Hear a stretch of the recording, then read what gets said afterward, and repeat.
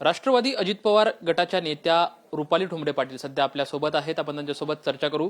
ताई, काल मुख्यमंत्री देवेंद्र फडणवीस यांनी पुण्यामध्ये सभा घेतली. या सभेमध्ये मंत्री चंद्रकांत पाटील यांनी अजितदादांवरती एक निशाणा साधला की पालकमंत्री असलेल्या अजितदादांनी पुण्यासाठी काय केलं.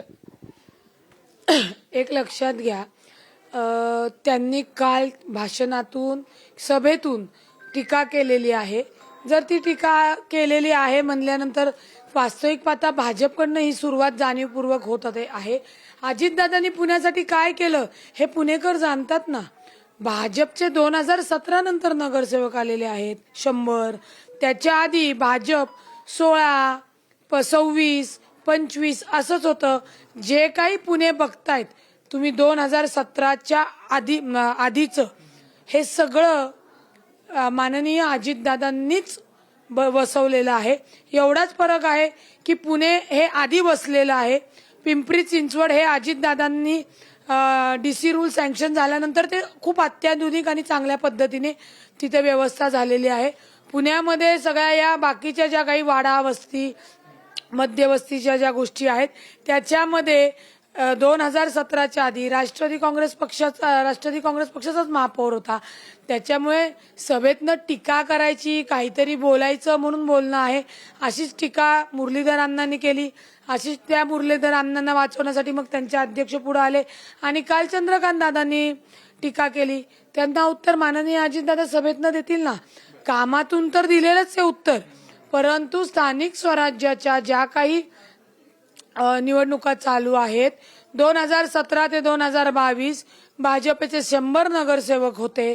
मग त्याच्यामध्ये भाजपने पुण्यामध्ये काय डेव्हलपमेंट केली याचं उत्तर द्यावं.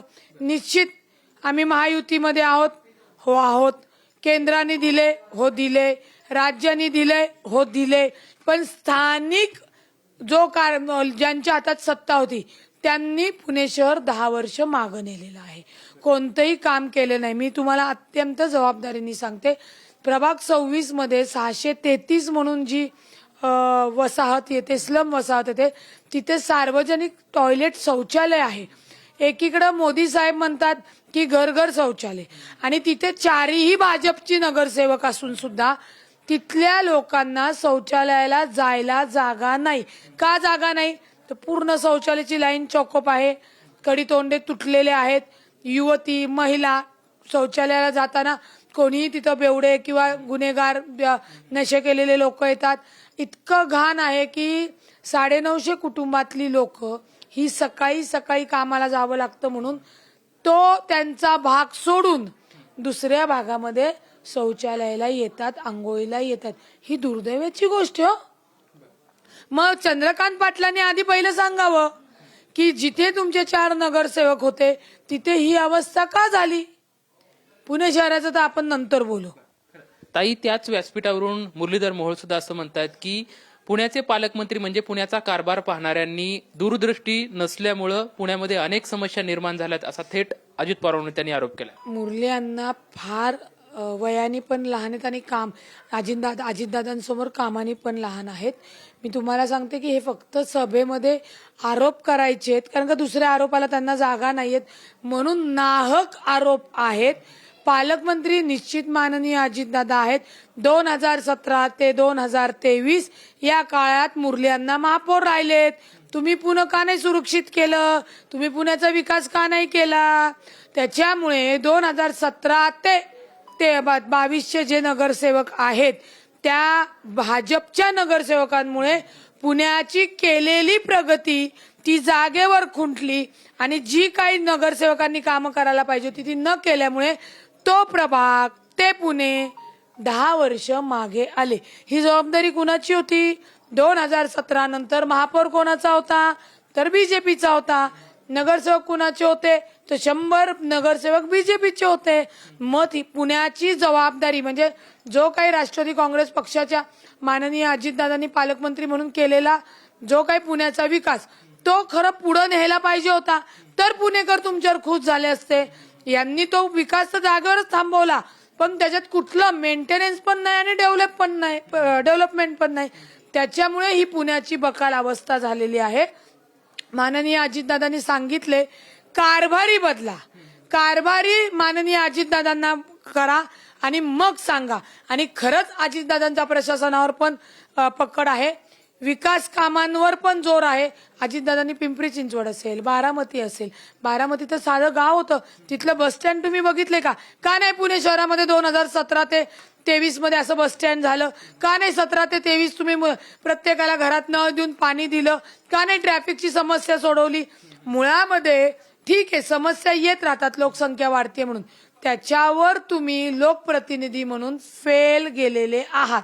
आणि म्हणून ते त्यांचं फेल्युअर झाकण्यासाठी ते अजितदादांचा रेफरन्स देतात. कारण का अजितदादा थेट आज मतदारांनी त्यांना घरात जागा दिली आहे, मनात जागा दिली आहे.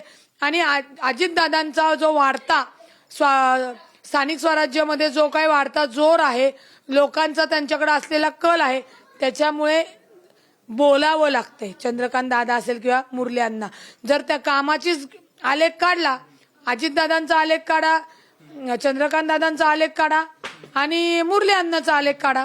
म्हणजे एकंदरीतच भाजपाकडे मुद्दे नसल्यामुळे ते अजित पवारांवरती टीका करत आहेत असं तुम्हाला म्हणायचं का? दुसरी गोष्ट म्हणजे मुख्यमंत्री सुद्धा पुण्यात आल्याच्या नंतर त्यांनी असं सांगितलं की आम्हाला पाठीमागे जायला लावू नका, जर तुमचे आरशामध्ये बघितलं तर साऱ्या गोष्टी उघड होत्या, असं मुख्यमंत्री थेट म्हणतायत. ऐका ना, ते कुणाला बोलले मला माहित नाही, परंतु तुम्ही सांगताय त्याच्यावरनं ते जर काही असं माननीय अजितदादांना बोलले असेल तर सगळ्यांच्या पाठीमागे सगळं आहे. आणि त्याचा चिठ्ठा कत्ता तुमच्याकडेच नाही, जनतेकडे पण आहे. त्याच्यामुळे विनाकारण काहीतरी असे निवडणुकीमध्ये आरोप करण्यापेक्षा थेट विकास कामांचा विचार, काम केलंय का नाही केलंय, लिगलचे जे काही म्हणजे जे कायदेशीर प्रश्न असतील ते बोलून तर उपयोग नाही. आणि लोकांना सगळं कळलंय ना, लोकांना A to Z या सगळ्या गोष्टी माहित आहे.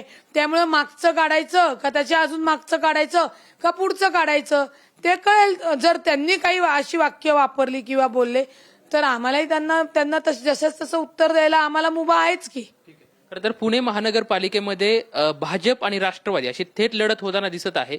16 तारखेला आम्हा सर्व पुणेकर असतील किंवा सर्वांनाच काय चित्र पाहायला मिळेल? एक लक्षात घ्या, प्रश्न लोकांच्या सुविधांचा आहे.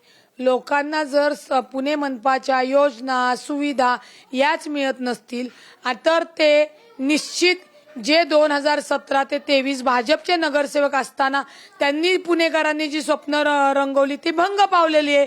त्याच्यामुळे त्यांना माहिती आहे की हे काही कामं माननीय अजितदादा करूच शकतात आणि त्यांनी ती सिद्ध केलेली आहेत.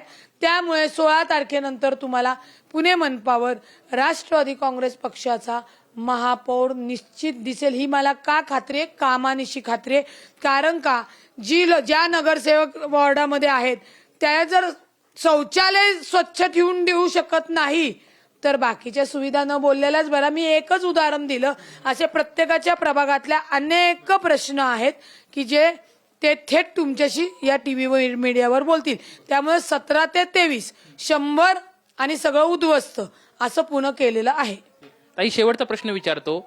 ज्या रुपाली ठोंबरे वेगवेगळ्या प्रश्नावरती आवाज उठवताना आम्ही सर्व पुणेकर पाहतो, मात्र प्रचारामध्ये सुद्धा डॅशिंग रुपाली ठोंबरे आम्हा सर्वांना पाहायला मिळते. प्रचाराची ही रणधुमाळी कशी सांभाळताय आणि मतदारांसमोर कोणते मुद्दे घेऊन जात आहेत, त्यांच्याकडून कसा प्रतिसाद मिळतोय? एक लक्षात घ्या, मी 2 प्रभागात उमेदवार आहे.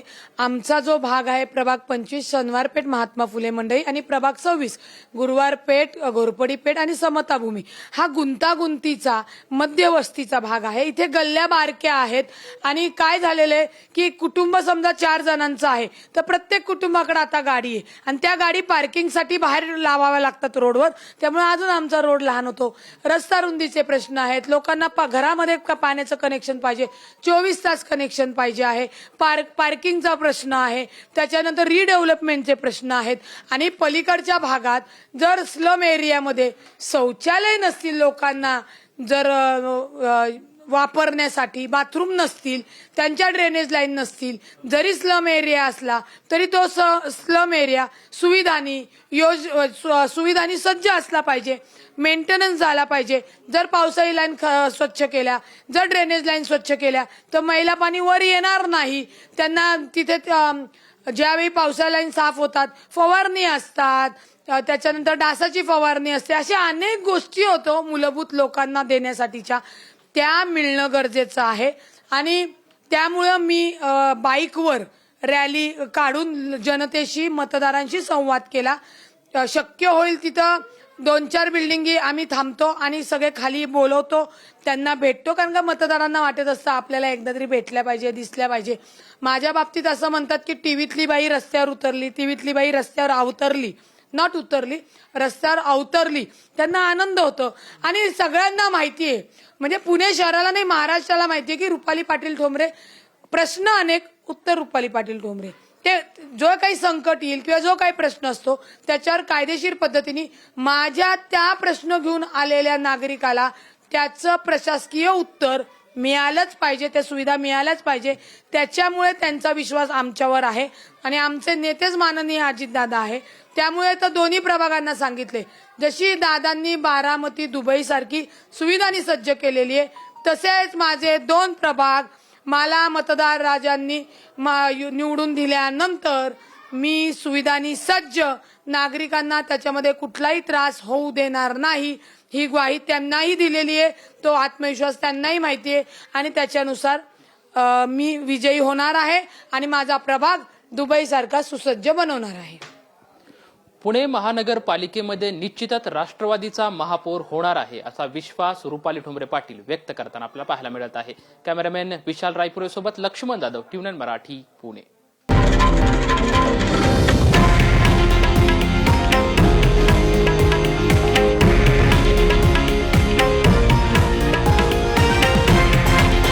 हे आहे देशातील नंबर 1 न्यूज नेटवर्क आणि आपण पाहत आहात TV9 मराठी, एकमेव.